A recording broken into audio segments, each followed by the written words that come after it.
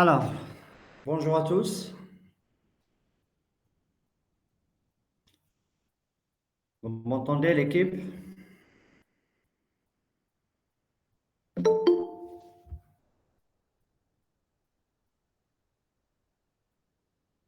Allô, allô, vous m'entendez? Très bien, ça marche. Alors, sans tarder, on va faire une continuité par rapport à ce que nous avons vu la dernière fois concernant les étapes de création d'entreprise.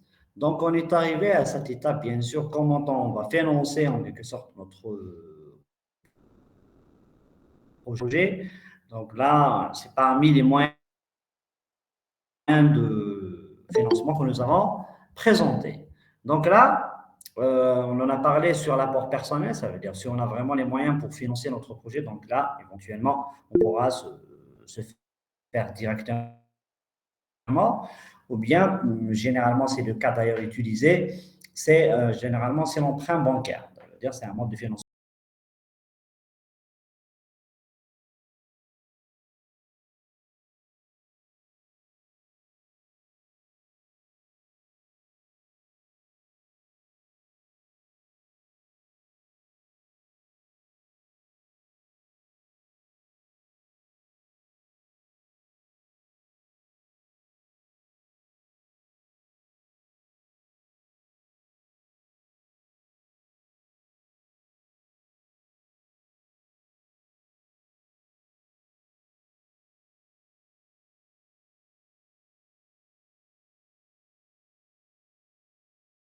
quatrième étape qui est le financement. Donc là, on passera à la cinquième étape, bien sûr. Donc, ça veut dire quand on aura finalisé la partie financement du projet, on passe à l'étape de choix de la structure juridique de notre entreprise. Donc là, une fois votre plan de financement établi, vous devez bien sûr réfléchir au statut juridique de votre entreprise.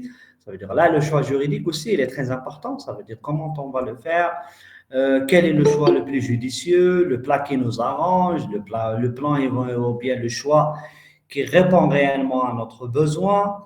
Donc là, tout ça, c'est en quelque sorte, c'est des, c'est les différentes, bien sûr, circonstances ou bien les différents facteurs qu'on doit prendre en considération lors du choix juridique. Donc là, cette étape, bien sûr, est également une grande importance pour créer son entreprise. Ça veut dire qu'il ne faut pas la banaliser ou bien se dire que l'essentiel, je viens lancer mon projet. Au contraire, puisqu'elle entraîne un certain nombre de conséquences pratiques. Ça veut dire si demain vous allez lancer sur un modèle ou bien sur un choix, il faut bien sûr assumer les résultats derrière. Donc là, en termes de formalité de création, la souplesse dans la gestion, les régimes fiscaux, sociaux, donc tout ça, vous devriez en quelque sorte avoir une idée avant de lancer votre propre projet.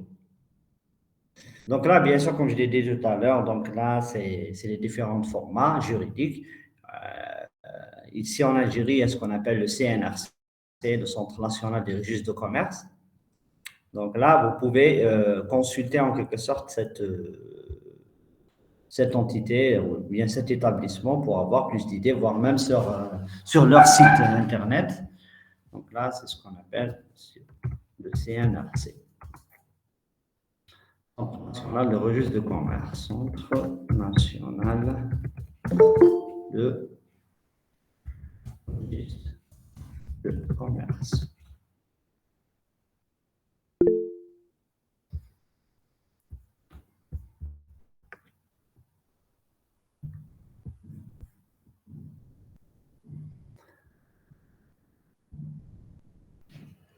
Très bien. Donc là, après, quand on aura bien sûr fait le choix juridique, ça veut dire on a fait le choix qui nous arrange, donc là, on passe directement à la création de notre, bien sûr, entreprise. Donc les formalités de création d'entreprise varient bien sûr en fonction du statut juridique. Donc là, ça dépend. Donc on aura d'ailleurs à aller voir en détail. Donc le statut auto-entrepreneur, par exemple, ça veut dire je serai en mesure, par exemple, de prendre en charge toute l'activité de l'entreprise seule. Ça veut dire que je n'ai pas besoin d'avoir des associés ou bien voire même des partenaires ou bien ce qu'on appelle même des actionnaires. Donc là, c'est quand même les différentes les différents modèles d'entrepreneurs. Après, par la suite, ça veut dire quand on va créer cette entreprise, il nous faut ce qu'on appelle un compte bancaire. Donc là, éventuellement, même si quand vous allez partir au CNRC pour en fait avoir comment on va dire ça, avoir le registre de commerce, vous aurez comme exigence, bien sûr, par la suite, d'avoir un compte bancaire. Ça veut dire que vous avez le registre de commerce. Après, il faut avoir un compte bancaire. Donc là, bien sûr, le compte bancaire où vous allez déclarer ce qu'on appelle le dépôt du capital social à la banque. Ça veut dire pour déclarer le capital social ou bien ce qu'on appelle la race-mel à une entreprise directe. Ça veut dire à ce moment-là pour dire que chez les KTI, elle coûte combien? Est-ce qu'elle coûte 1 million de dinars, 2 millions de dinars, 5 millions de dinars, ça dépend. Donc là, bien sûr, vous allez faire la déclaration à la banque.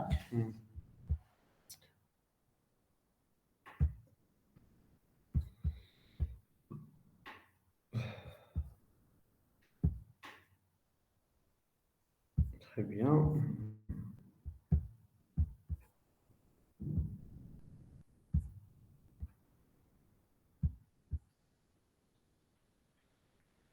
Et donc, à la fin, ça veut dire quand vous allez faire tout ça, ça veut dire vous avez, en termes de documents administratifs, vous avez tout préparé, vous avez tout, en quelque sorte, mis en place. Donc là, par la suite, et vous allez aller sur ce qu'on appelle la communication. Donc là, c'est un élément de réussite de votre projet. Donc là, vous disposez aujourd'hui, bien sûr, de multiples canaux de communication. Ça veut dire que vous allez faire de la publicité en quelque sorte pour votre projet ou bien pour votre activisme papier, sur les journaux, par exemple, sur des magazines, un affichage à l'extérieur, des cartes de visite, par exemple, des prospectus, des flyers. Donc, tout ça, ça fait partie des moyens de communication. Donc là, pour, en quelque sorte, vulgariser votre projet ou bien votre entreprise. Donc là, derrière, donc utiliser bien sûr les bons en essayant pour rendre visible auprès d'un grand public et augmenter vos chances de réussite. Ça veut dire, que le dit de la communication, automatiquement, vous aurez plus de chances à réussir votre projet et derrière, c'est pas un choix, comment on va dire ça, c'est un choix qui fait au hasard, mais derrière, c'est des choix aussi étudiés. Donc là, à chaque fois, de toute façon, il faut consulter des experts dans le domaine pour, bien sûr, avoir plus d'informations, plus d'idées sur cette partie. Donc voilà pour la première étape de notre création de projet. Donc là, pour avoir plus d'idées sur ce qu'on appelle l'organisation entreprise ou bien l'organisation dans une entreprise.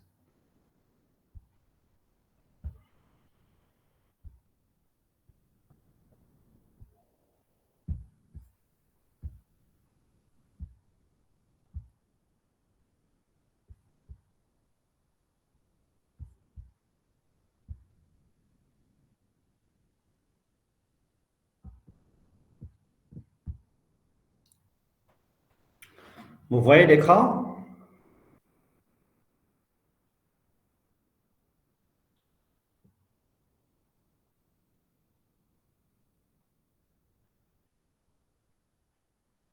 Très bien. Parfait. Alors, donc là, pour avoir plus d'informations sur les différentes étapes que nous avons citées tout à l'heure, donc là, on va bien sûr commencer par les statuts juridiques. Je m'intéresse les statuts juridiques dans l'entreprise. Ça veut dire demain, vous allez lancer votre propre projet, votre propre laboratoire, éventuellement. Donc tout ça, ça ne veut pas dire que vous allez lancer uniquement votre projet. Ça veut dire même si demain, vous allez devenir un employé dans une entreprise, il faut avoir un minimum d'informations sur cette partie. Ça veut dire, je suis dans une entreprise, dans une boîte pharmaceutique, par exemple, ou bien dans une boîte agroalimentaire, ou bien, je dirais, par exemple, médicale, ou dans ce sens, vous n'avez aucune idée sur l'organisation au sein de l'entreprise. Donc là, parfois, ça peut jouer en quelque sorte comme entrave ou bien ça va limiter en quelque sorte votre intégration dans cette entreprise. Donc là, éventuellement, avoir une idée sur cette partie, ça va vous aider énormément dans votre, bien sûr, parcours professionnel. Donc là, la première des choses, donc là, les différents statuts, donc on va parler sur les différents statuts juridiques. Ça veut dire quand vous allez partir au CNRC, comme je l'ai dit tout à l'heure, c'est le Centre national de registre de commerce, ils vont vous présenter bien sûr les différents types de statuts. Donc là, le premier statut utilisé, c'est ce qu'on appelle le SAR, la SAR, ou bien ce qu'on appelle la SAR unipersonnelle. Donc là, c'est ce qu'on appelle une société avec responsabilité limitée unipersonnelle. Donc là, qui ne compte qu'un seul associé. Ça veut dire, là, par exemple, si je vais lancer mon projet seul, donc je peux y aller sur cette formule, ce qu'on appelle ça, ou bien ce qu'on appelle une EARL. Une EARL, ça veut dire une entreprise unipersonnelle à responsabilité limitée. Donc, il s'agit bien sûr l'une des deux formes de société commerciale unipersonnelle possible pour le créateur d'entreprise. Ça veut dire là, si je veux lancer mon projet seul, donc je peux y aller sur cette forme ou bien cette formule juridique pour lancer mon propre projet seul. Donc là, c'est la première partie. Pour le deuxième type de statut juridique, donc on aura ce qu'on appelle la SARL, est une forme bien sûr de société commerciale à responsabilité limitée. Donc là, elle est constituée de deux ou bien un minimum jusqu'à 100 associés. Donc là, c'est ce qu'on appelle généralement la responsabilité des associés limitée en montant bien sûr de leur apport. Donc là, ce qu'on appelle une SARL, ça veut dire parfois le nombre de participants ou bien d'associés dans cette entreprise, il varie entre deux, ça veut dire au-delà d'une personne. Donc, on peut y aller sur ce qu'on appelle une SARL. Donc là, pour clarifier cette partie, ça veut dire ça dépend si vous êtes deux personnes, par exemple, vous ne pouvez pas lancer une heure, ça veut dire là, il y a un seul associé, mais quand vous êtes deux, par exemple, au-delà de deux, voire 3, 10, 15, 20, donc là, ça peut y aller sur une salle. Si vous avez des questions, vous pouvez m'arrêter à l'équipe. Hein. C'est clair? C'est clair pour tout le monde? Oui, oui. Très bien.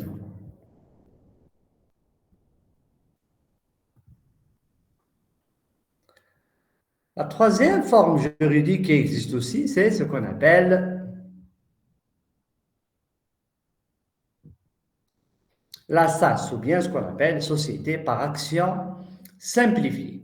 Donc là, aussi, c'est une forme de société, bien sûr, commerciale par action.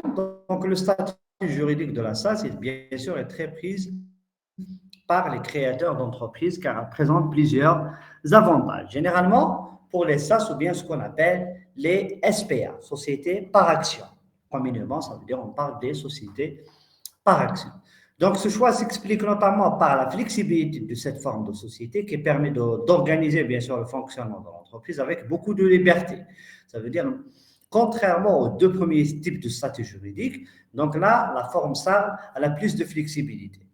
Je vous donne un exemple. Par exemple, sur la SAS ou bien sur sur la SARL ou bien sur la EUR, on doit faire ce qu'on appelle la déclaration, par exemple, des employés, voire même des associés à la CNAS, par exemple. La CNAS, c'est la Caisse nationale d'assurance, je sais pas, la Caisse nationale d'assurance. Ça veut dire on doit déclarer les associés. Contrairement à la SPA, vous n'êtes pas dans cette obligation. Donc là, aussi en termes de levée de fonds, ça veut dire, imaginons, on veut faire l'augmentation du capital dans une SPA, c'est plus flexible. Ça veut dire, à l'âge, puisque je les deux premiers statuts car responsabilité limitée. Donc là, on parle plus de responsabilité limitée. Donc là, on a bien sûr le droit de faire ce qu'on appelle la levée du fonds ou bien ce qu'on appelle l'augmentation du capital. Donc là, l'utilisation d'une SAS, bien sûr, permet de créer différentes catégories d'actions, des actions à droit de vote renforcé, des actions au droit financier renforcé.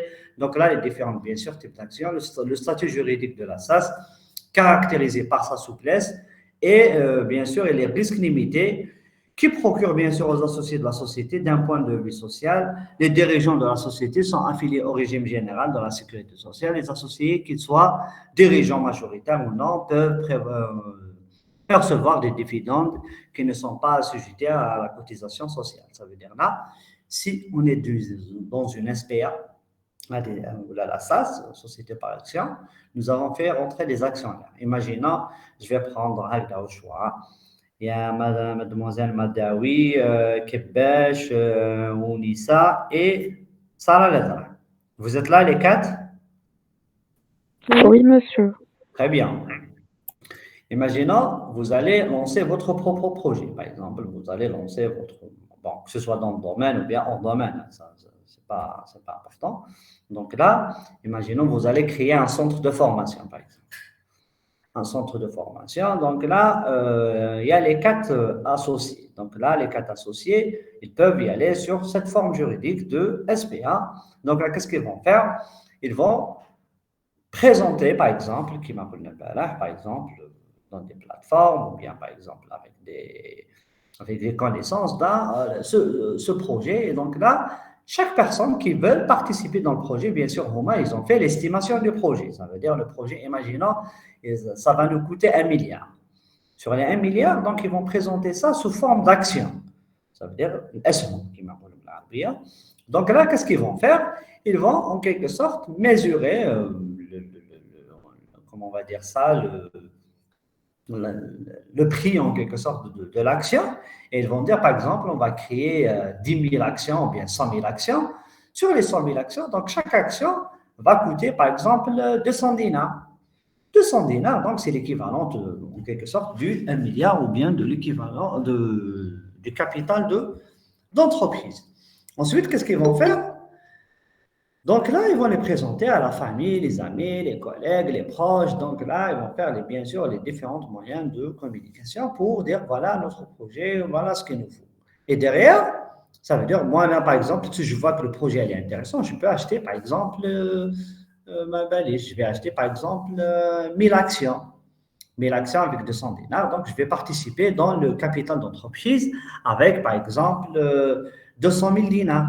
Donc là, bien sûr, ils vont faire la même chose avec l'ensemble des actionnaires. Et à la fin, quand le projet, ça veut dire ils ont eu le capital, donc ils vont lancer leur projet. Et derrière, chaque année, ils auront ce qu'on appelle un bilan.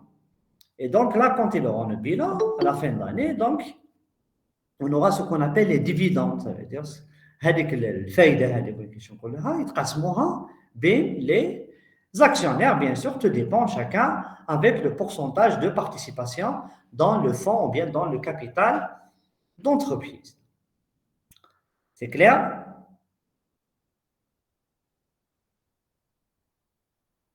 Oui, monsieur, c'est clair.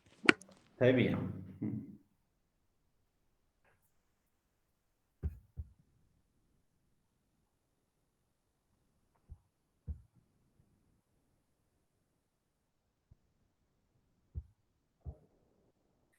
Et à la fin, le statut juridique qui est d'actualité et qui est en fait en quelque sorte le plus utilisé par la nouvelle génération, bien par les nouveaux en quelque sorte start-upers ou bien les nouveaux entrepreneurs.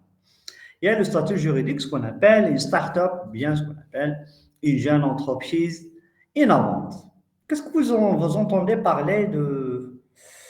Ouais, quelqu'un qui a posé une question, Céline? Est-ce que celui qui achète des actions, il devient associé? Genre, c'est quoi la différence entre un associé et un actionnaire? Alors, je t'explique, c'est une bonne question. Céline, tu es là, Céline? Oui, monsieur. Très bien.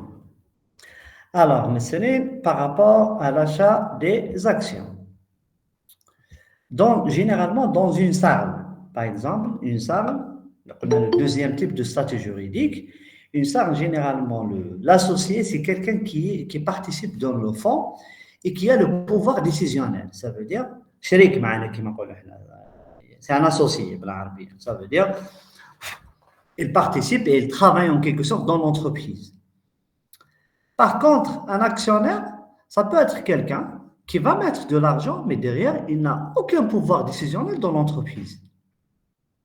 Ça veut dire, et je me retiens. Ça veut dire, il y a ce qu'on appelle généralement dans des entreprises SPA, il y a ce qu'on appelle un conseil d'administration. Le conseil d'administration, bien sûr, c'est lui qui assure la gestion de l'entreprise.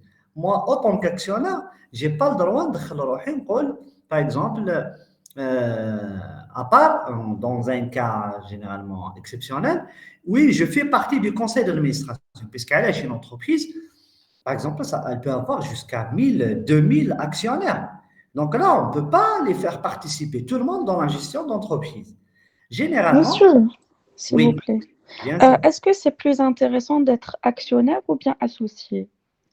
Ça dépend, ça dépend. Ça veut dire là, bien sûr, si je vois que, par exemple, je peux apporter de plus à cette entreprise et je peux participer, ça veut dire associé à une mais actionnaire, pas forcément.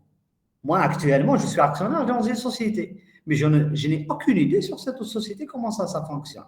Ça veut dire à la fin d'année, on aura ce qu'on appelle une assemblée générale, ils vont faire appel à tous les actionnaires, il y a le conseil d'administration qui va présenter les résultats, ou bien ce qu'on appelle le bilan, pour dire que voilà, voilà ce que nous avons réalisé, voilà les résultats, les dividendes, ou bien l'arbah, qui m'appelle.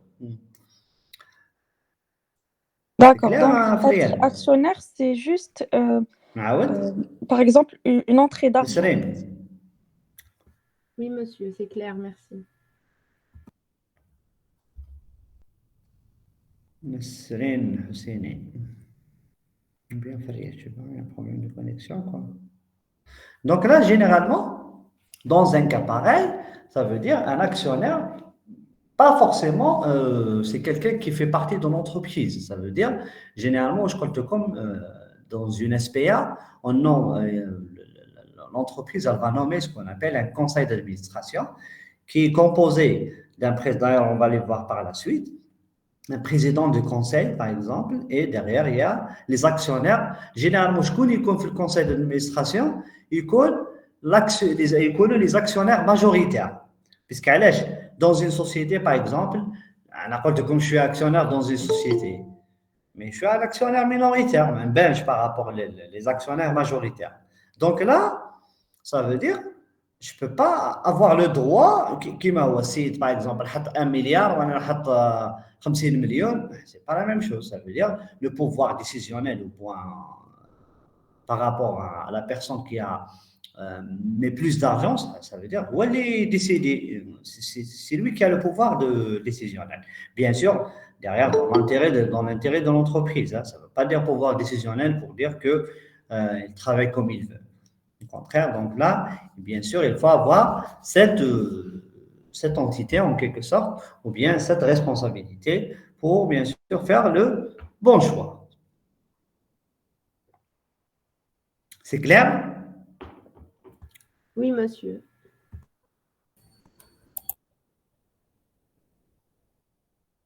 Très bien. Donc là, aussi, la différence qui m'a dans une salle, l'associé هذاك, je dois le déclarer à la CNAS. لازم يكون m'assuré عندي الشركة هذه تاعي. Ça veut dire, moi, je suis un actionnaire. Ah, pardon, moi, je suis un associé. Je dois être assuré par cette personne. Contrairement à la SAS, Win, puisque ce n'est pas un employé dans une entreprise, moi, je mets juste de l'argent et je me retire. Ça veut dire que je n'ai aucune obligation d'être assuré par cette entreprise.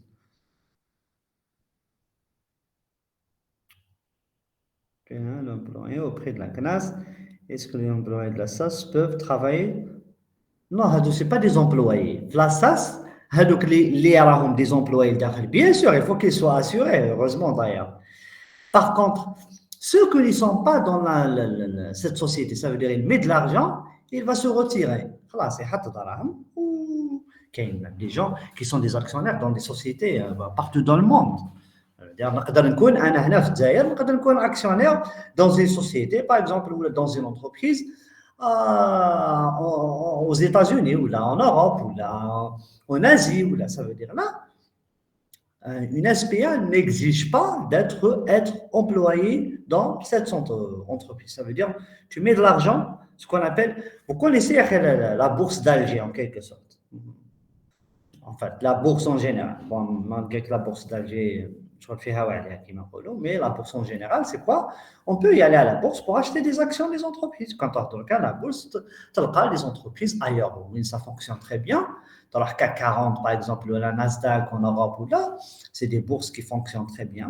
Donc là, tu peux acheter, par exemple, des actions. Tu Sherika, par exemple, des actions. Tu peux acheter. Ça veut dire, tu mets du capital, qu'est-ce qu'ils vont faire? Ils vont retirer de l'argent à nous, ils vont les investir dans cette société ou là, dans cette entreprise. Donc là, moi, par exemple, je suis en Algérie et je peux être actionnaire, par exemple, dans une entreprise à Dubaï. Donc là, ça ne nécessite pas d'y aller ou bien d'être assuré ou bien d'être employé dans cette entreprise. Généralement, comme m'a dit tout à l'heure, cette entreprise, elle est gérée par ce qu'on appelle le CA, ce qu'on appelle le conseil d'administration. Un conseil d'administration qui est composé généralement par des actionnaires majoritaires. Ça veut dire les ont le pourcentage كبير. Ça veut dire, on a par exemple dans une société, un des 1000 actionnaires, mais sur les 1000 actionnaires, il y a 10 qui ont pourcentage كبير. واحد حط 100 مليون, واحد حط 200, واحد حط 300, واحد حط 500. Donc, c'est ce qu'on appelle les actionnaires majoritaires. Donc, généralement, ceux qui ont ce qu'on appelle un pouvoir décisionnel. Donc là, pour par exemple quelqu'un qui a mis de l'argent 200 000 dinars ou là 300 000 dinars, je ne peux pas décider à la place des personnes pareilles. Ça veut dire là, moi je suis actionnaire.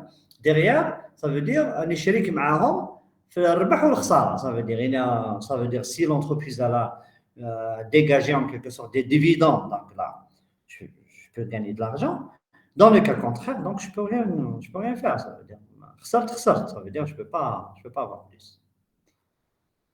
C'est clair, Amira?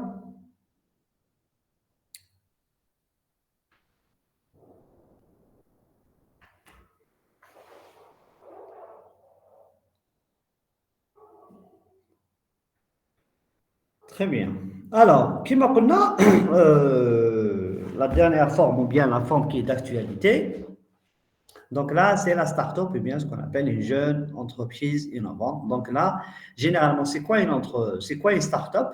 La définition la plus simple, c'est une forme d'entreprise, c'est la même chose, mais la caractéristique de cette entreprise, c'est que cette entreprise elle a un fort potentiel de croissance. Ça veut dire, chez qui met l'ancien modèle d'entreprise ou bien l'ancien type d'entreprise, oui, par exemple, à la fin d'année, on va enregistrer, par exemple, l'entreprise elle a enregistré 5% par exemple, de bénéfices, 10% de bénéfices, de croissance, ce qu'on appelle la croissance financière et tout. Donc là, dans une jeune start-up ou bien des entreprises innovantes, parfois, le taux de croissance de il est 3 fois plus, 4 fois plus de son capital auparavant. Ça veut dire يديماريو هذا العام نقولوا ب 1 مليون دينار فان داني يخرجوا ب 400 مليون ومن بعد يخرجوا ب 800 مليون ومن بعد مليار 6 ملاير. Donc là, généralement, c'est des entreprises innovantes parfois puisque c'est des produits qui n'existent pas généralement sur le marché et donc là, qui ont un fort potentiel de croissance ou bien de développement. Donc, ces entreprises évoluent dans le secteur des nouvelles technologies généralement, ça veut dire souvent sur Internet. Je connais un exemple. Des startups, par exemple, ici en Algérie.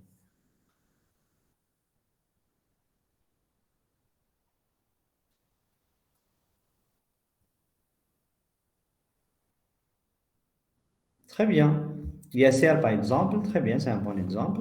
Donc là, ISR, par exemple, c'est une startup qui, ce que vous voyez, qui commence à se développer très rapidement. Donc là, puisqu'elle a la spécificité, grâce au web, comme tu vois, les startups aujourd'hui ont la possibilité de s'adresser très rapidement au grand public.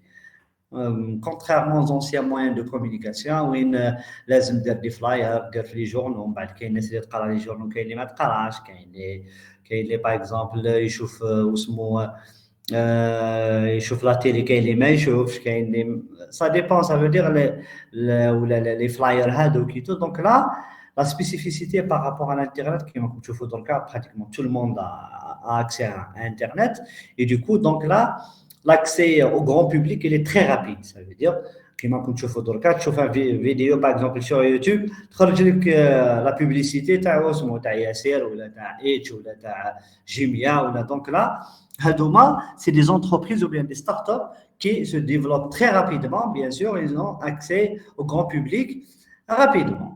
Donc là, un produit ou un service innovant peut donc rapidement toucher une clientèle importante. Ça veut dire qu'il m'a coûté chaud. Dans le cas, tu trouves sur les différentes plateformes, ils reçoivent comme les notifications. Voilà, ça veut dire que même Facebook, par exemple, ou les réseaux sociaux en général, ou là sur les plateformes, ou là même sur des sites parfois, tu as des notifications de publicité pour dire que voilà, tel produit, il coûte combien. Bon, je pense que c'est intéressant. Ça veut dire là, à un moment, bien sûr, ils ont fait des mesures pour y accéder au maximum du grand public. Donc là, bien sûr, donc là, générer bien sûr une forte croissance. Ça veut dire là, tout ça, toutes ces actions, automatiquement, va générer une forte croissance, notamment grâce à la scalabilité du modèle. Donc la scalabilité, pardon, du modèle. Donc là, c'est quelque chose qui se développe très rapidement.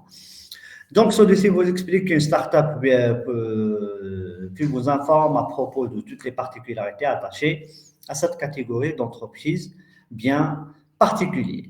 Donc là, de toute façon, on aura un cours, en fait, en quelque sorte, par rapport aux nouveautés, par rapport à l'organisation là ici en Algérie. Comme vous le voyez, il y a l'évolution de cette partie en termes de start-up.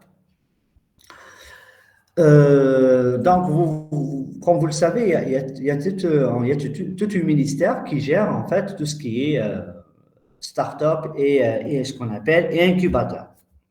C'est quoi un incubateur pour vous? Un incubateur. C'est un endroit où... معلش يا عبلة après on passe Sarah je pense. Vas-y Abla. Donc, une sorte d'organisation ou bien d'institution qui va héberger cette start-up pour la diriger vers son développement.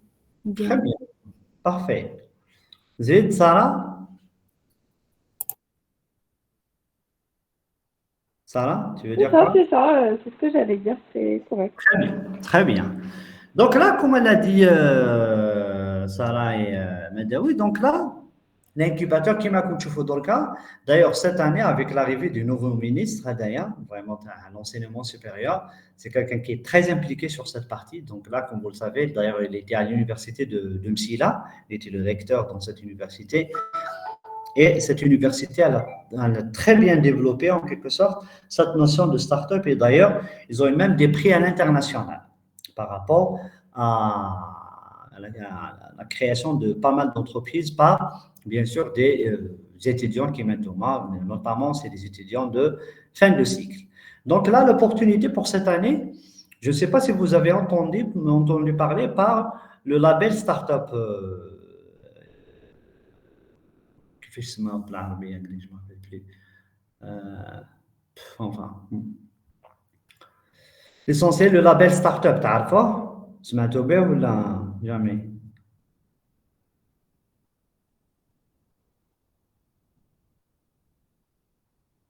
très bien alors c'était كما قلت لكم la dernière fois c'était avec l'arrivée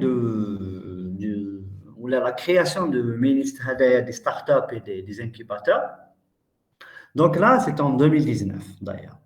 En 2019, ils ont créé cette entité. Ça veut dire que donc là, ils l'ont créé, par la suite, ils ont... puisque même le modèle startup, la forme juridique startup, avant, ça n'existe pas. Ils ont créé une entreprise. Ça veut dire le statut juridique, c'est une entreprise. D'ailleurs, c'est une SPA. Ça veut dire qu'ils n'ont pas lancé leur projet en tant que start-up, puisque le modèle avant n'existait pas. En Algérie, je parle. Et du coup, c'était à partir de 2019 où ils ont créé le modèle start-up. Mais entre parenthèses, où l'allée où je relation, ils se mettent start-up.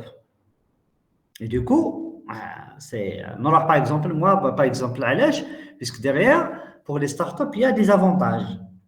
l'État a mis en place des avantages pour inciter la nouvelle génération pour lancer les projets pareils. Et du coup, tout le monde اللي يحب يكري حاجه يقول لك راح نسميها ستارت اب. D'ailleurs, واش قلنا start up généralement c'est des entreprises innovantes, ça veut dire لازم حاجه qui n'existe pas sur le marché. Ça veut dire الا حاجه تروح دير لي انايا ان ريستورون تسميه ستارت اب واش ولا صال دي فات ولا ما باليش انا ولا دير هكذا كيما قلنا une école de formation. Donc tout ça c'est en quelque sorte c'est des modèles qui existent sur le marché.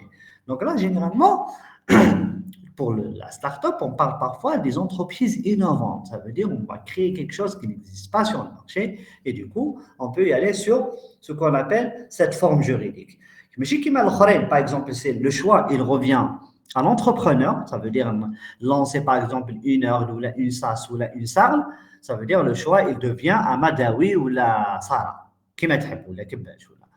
Contrairement à une start-up, donc là, il faut avoir d'abord ce qu'on appelle le label start-up. Donc, Hadia, comment ça se fait? Donc, si par exemple, moi j'ai mon projet, donc là, qu'est-ce que je vais faire? Je veux lancer une start-up. Cette start-up, pour avoir le registre de commerce d'une start-up, puisque la spécificité par rapport à une start-up, par rapport aux autres, les avantages, c'est que la première des choses, je n'ai pas besoin d'avoir ce qu'on appelle un siège social. Puisqu'elle est dans une SAS ou une SARM ou une SPA ou peu importe les types d'entreprises qui existent, لازم يكون عندي un choix ou ce qu'on appelle un siège social. Ça veut dire une location. Par exemple, la locale ou par exemple, ça veut dire par exemple l'endroit où je vais cohabiter à mon entreprise. Par contre, dans une start-up, نقدر نخدم à domicile. Ça veut dire j'ai pas le choix نروح نجيب لهم هذيك contrat de location. بعد كي دير contrat de location لازم تكري un local. كي تكري un local c'est de l'argent. Donc là dans une start-up tu n'es pas obligé parfois. Ça veut dire il a par exemple moi je suis une entreprise de service نقدر نخدم à domicile. Les employés تاعي les deux ou les trois, imagine créer par exemple une entreprise, je vais faire employer 3 personnes. Chacun il peut travailler à domicile. Ça veut dire à son niveau. Donc là c'est un avantage en quelque sorte pour les startups. Derrière, pour avoir le statut startup, donc là, il nous faut bien sûr avoir ce qu'on appelle cette organisation, cette commission, la commission nationale de labellisation des startups. C'est quoi cette commission? Ça veut dire là, si moi j'ai un projet innovant, je vais le présenter à cette commission. Cette commission, je vais leur présenter ce qu'on appelle le business model. Le premier cours, le deuxième, je ne me rappelle plus. C'était, on en a parlé sur comment on va dire ça? On en a parlé sur le modèle ou bien le label startup. Donc là, ça veut dire je vais le présenter à cette commission. Donc cette commission derrière, qu'est-ce qu'ils vont faire? Bien sûr, ils vont dire que voilà ce qu'on va faire, voilà comment on va faire derrière. Ça veut dire, on va présenter le business model et derrière, cette commission, ils vont statuer pour est-ce qu'ils vont nous donner ce label ou pas. Ça veut dire, c'est derrière, ils voient que le projet il est réalisable. Ça veut dire qu'on a ramené tous les moyens nécessaires pour lancer ce projet. Donc là, très bien, donc on aura le label. Et derrière, quand on aura le label, on aura les avantages. Ça veut dire, quand je vais y aller au CNRC pour créer mon statut juridique, mais pour lui, je suis start-up. L'attestation, on l'appelle start-up. Donc là, je n'ai pas besoin d'y aller sur les autres formes juridiques. Deuxièmement, tu as l'avantage d'y aller sur ce qu'on appelle le fonds d'investissement pour les start-up. Ça veut dire, il y a un fonds Doula, l'État algérien, elle a mis en place un fonds d'investissement spécial pour les startups. Ça veut dire, imaginons Sarah ou bien Abla, au lieu d'y aller à la banque, faire un crédit bancaire, tu peux y aller sur le fonds d'investissement. Le fonds d'investissement, l'avantage fait, c'est que tu n'as pas besoin d'y aller sur des intérêts. Je sais la banque demande des intérêts. Ou là, par exemple, un emprunt de la famille ou quelque chose يقدر يسلف لك mais يقول لك انا تعطي لي bénéfice. Donc là dans le cas de le fonds d'investissement pour les startups, donc tu n'auras pas d'intérêt ou le crédit تاعك شغل ترجعه كيما نقول لك graduellement, ça veut dire بشويه chaque année peut-être ترجع une partie. Et aussi, tu seras exonéré d'impôts. Généralement, je pense au cas pour les 3 premières années, ça veut dire les 3 ans l'oulanier, tu ne vas pas payer d'impôts. Les impôts. Donc là, c'est quand même des avantages présentés pour ce modèle ou bien ce genre d'entreprise. C'est clair? Oui. Oui. Très bien. Madawi, c'est clair? Oui, monsieur, c'est juste que dernièrement, il y a l'apparition de termes, ou de notions de micro-entreprise. Donc, c'est quoi la différence entre une Un start-up? micro-entreprise? Oui,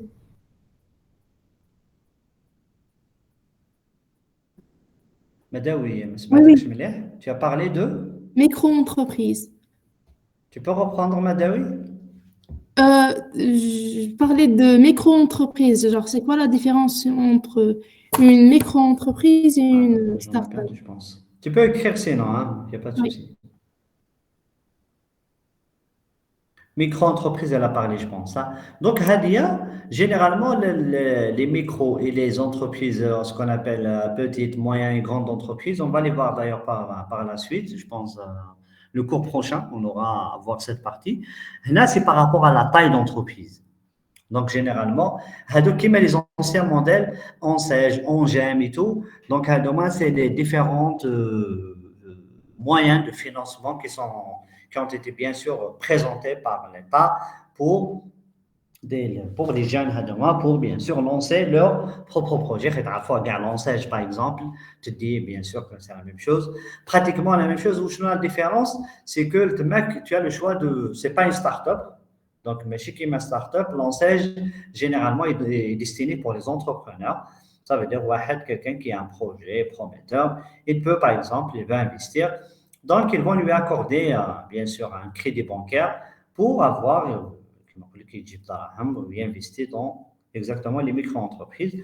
Donc là, c'est par rapport à la taille d'entreprise. Et ce qu'on appelle ailleurs, les petites et moyennes ce qu'on appelle les PME, les PMGE, petites, moyennes et grandes entreprises. On parle les TPME, les TPME, PMGE.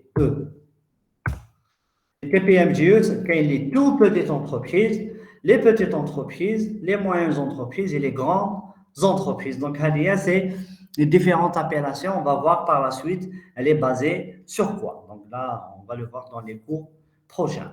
Je reviens toujours sur le modèle startup, c'est le modèle d'actualité.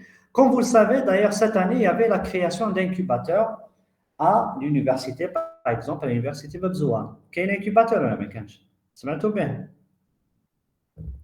Vous avez déjà entendu parler de l'incubateur? C'est situé au niveau de la maison des sciences, normalement. Tout à fait. Oui. Exactement. Donc là, l'incubateur, j'invite tout le monde à y aller le visiter. Ça veut dire, puisqu'avant, les incubateurs, c'est en quelque sorte ce qu'on appelle les incubateurs ou les accélérateurs. Donc, c'est des entités privées. Ça veut dire, c'est des entreprises, c'est des startups, c'est des jeunes d'ailleurs, qui aident les jeunes, par exemple, qui ont des idées innovantes pour créer leur propre projet. Comment aussi des incubateurs, donc là, juste pour l'anecdote, l'histoire je ne sais pas si vous avez vu la vidéo, il y avait un député, il y avait un journaliste, il lui a posé la question, qu'est-ce que tu en penses de la création? بالعربية قال له الحاضنات هذوما قال له واش رايك اللي دعم الشباب ومن هكذايا قال له الحاضنات ايتو ومن بعد سيدو شنو بدا ريبوندي له الحاضنات هذوك لي كوفاز تاع لي ماتيرنيتي قال له صح عندنا مونك تيريبل شغل زعما كاين نقص فادح في الحاضنات على مستوى المستشفيات وندعوا السلطات ومنا للدعمات يعني pour vous dire cette notion كاين بزاف اللي ما فهموهاش alors que les incubateurs c'est pour les entreprises donc là pour les jeunes qui ont par exemple oui, ça peut être un crédit bancaire qui m'a les micro-entreprises, comme ça peut être par exemple un intérêt de refinancement. Bien sûr, le crédit, c'est tout à fait normal. Les banques, quand ils ils ne donnent pas de l'argent gratuitement. Ça veut dire qu'il faut bien sûr avoir le financement derrière. Donc là, cette année, la spécificité, même pour vous, ça veut dire même vous pouvez inscrire votre PFE, je ne sais pas les semaines bien d'ailleurs, votre PFE, projet de fin d'études, bien sûr, dans d'ailleurs, je vais vous donner même dans cette démarche, ou bien ce qu'on appelle un projet start-up, pour avoir le label start-up à la fin. Donc là, je vais vous donner juste. Je ne m'appelle plus quelque chose, non? Voilà.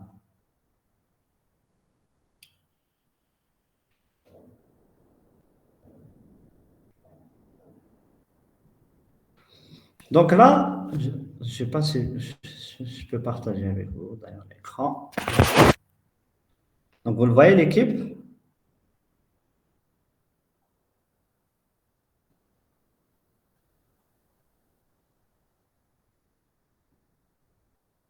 Donc, qui s'appelle اللجنة الوطنية التنسيقية لمتابعة الابتكار وحاضنة الأعمال الجامعية.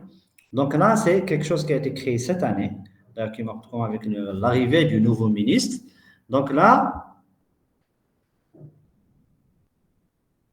vous pouvez bien sûr y accéder à cette c'est une capture d'écran.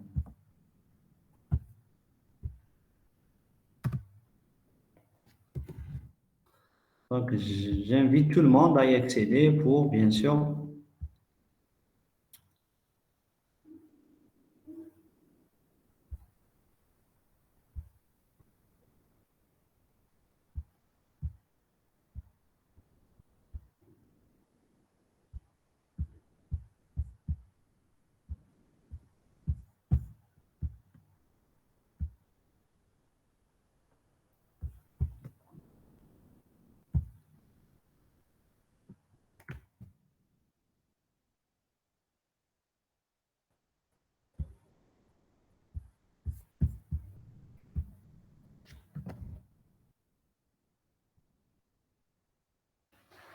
donc là, attends, je vais partager avec vous, il n'y a pas de souci. Donc là, très rapide.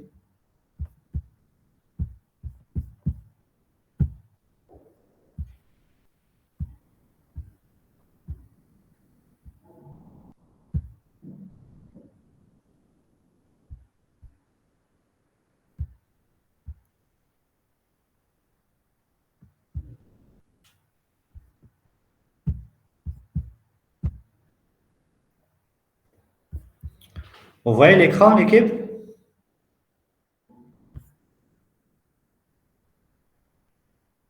Très bien. Donc là, vous voyez là, c'est en fait, voilà le nouveau ministre d'enseignement supérieur.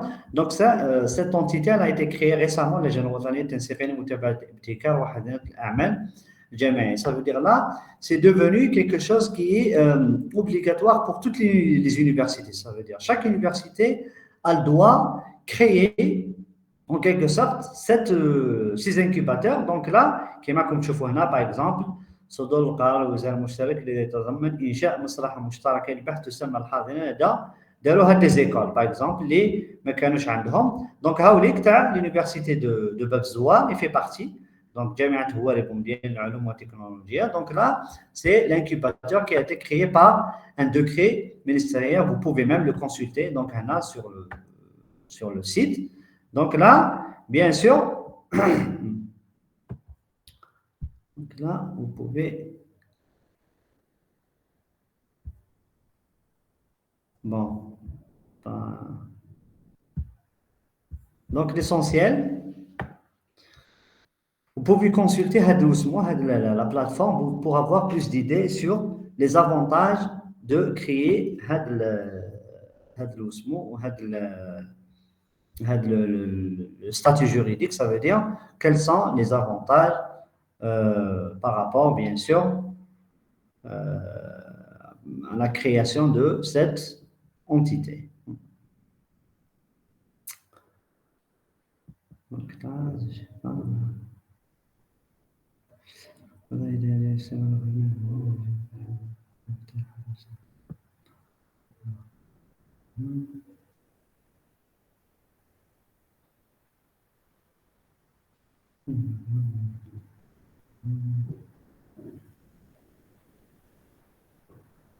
Donc ça.